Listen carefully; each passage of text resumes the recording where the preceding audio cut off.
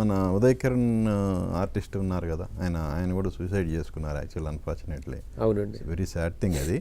So మీ దగ్గర ఉంటారు మీరు. సో ఆయన లైఫ్ కూడా మీకు ఏమన్నా?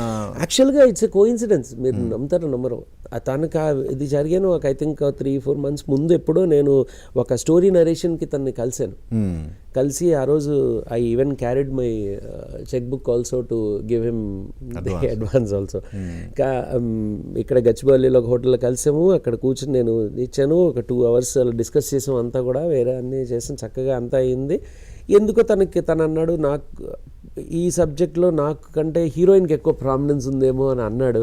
I will take few days to decide అన్నాడు, అంతే. ఇక ఆ తర్వాత నేను ఫాలో అప్ చేయలేదు. ఆ తర్వాత కొన్ని నెలల తర్వాత సడన్గా దాని ఈ ఆల్సో వెంట అప్పుడు కూడా అనిపించింది నాకు, అయ్యో అని అనిపించింది. అంటే ఒకటి ఉంటుంది కదా మనకి, మేబీ ఆ ప్రాజెక్ట్ ఏమైనా చేస్తూ ఉండుంటే, మేబీ మేము ఆ బిజీలో ఉండిపోయి ఉంటే మేబీ చెప్పలేము సార్. ఇవన్నీ ఎప్పుడు ఎలా జరుగుతాయని మన చేతిలో ఉండదు. కొన్ని అందుకని అంటున్నారు, ఇలాంటి ఇన్సిడెంట్స్ అన్నీ కూడా నాకు ఎప్పుడు అలా పాయింట్స్ అలా కనెక్ట్ చేసుకుంటూ అనిపించింది అనమాట. సో ఆ లాస్ట్ వరకు అలాంటి స్పెషల్గా ఈ ఆర్టిస్టులు అనేవాళ్ళు చాలా సెన్సిటివ్గా ఉంటారు. వాళ్ళు మోస్ట్ ఆఫ్ ది నేను చూశాను కదండి యాక్టర్స్ కానీ వాళ్ళు, ఎందుకంటే ఇంకా అట్లీస్ట్ వేరే టెక్నీషియన్స్ అంటే వాళ్ళు తెర వెనకాల ఉండేవాళ్ళు ఏదో ఒకటి చేసుకుని బతికేస్తారు, కానీ తెర మీద ఉండే వాళ్ళకి చాలా కష్టం ఉండే, చాలా కష్టం. ఎందుకంటే వాళ్ళు దానికి అలవాటు పడ్డారు. వాడు మామూలు లైఫ్లో బయటకు వస్తే అది హీరో కదా అంటారు.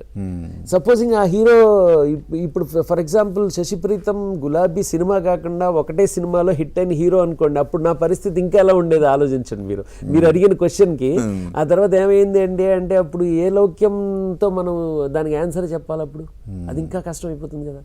సో డెఫినెట్గా యాక్టర్స్కి ఇంకా చాలా కష్టం. సో నా సబ్జెక్ట్ కూడా ఎక్స్‌రోడ్స్ అనేది బేసికల్గా ఒక యాక్టర్ సంబంధించిన జీవితం గురించే అండి. అదే మీ సినిమాలో క్లైమాక్స్లో కూడా ఒక సాడ్ ఎండింగే ఉంది. ఎస్. సో అంటే మీరు చెప్పారు కాబట్టి రియల్ లైఫ్ ఇన్సిడెంట్స్ని స్ఫూర్తిగా తీసుకొని అన్నారు కాబట్టి ఓకే. కానీ ఆ సాడ్ ఎండింగ్ అనేది ఆడియన్స్ మీద ఎంత ప్రభావం చూపిస్తుంది? అది కూడా ఆ సాడ్ ఎండింగ్ని కూడా ఎలా చూపెట్టామంటే తన రియలైజేషన్ కింద చూపెట్టాను నేను. ఓకే. అంటే అఫ్కోర్స్ నేను చూస్తే బాగుంటుంది, స్టోరీ అంతా ఇక్కడ చెప్పేస్తే బాగుండదు, అది చూస్తే డెఫినెట్గా మీకే తెలుస్తుంది. ఎందుకంటే అది ఒక సాడ్ ఎండింగ్ లాగా ఉండదండి.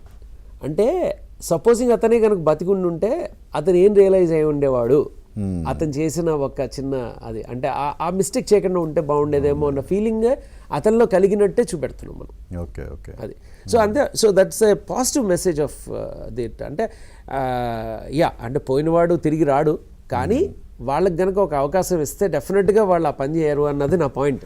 Okay okay.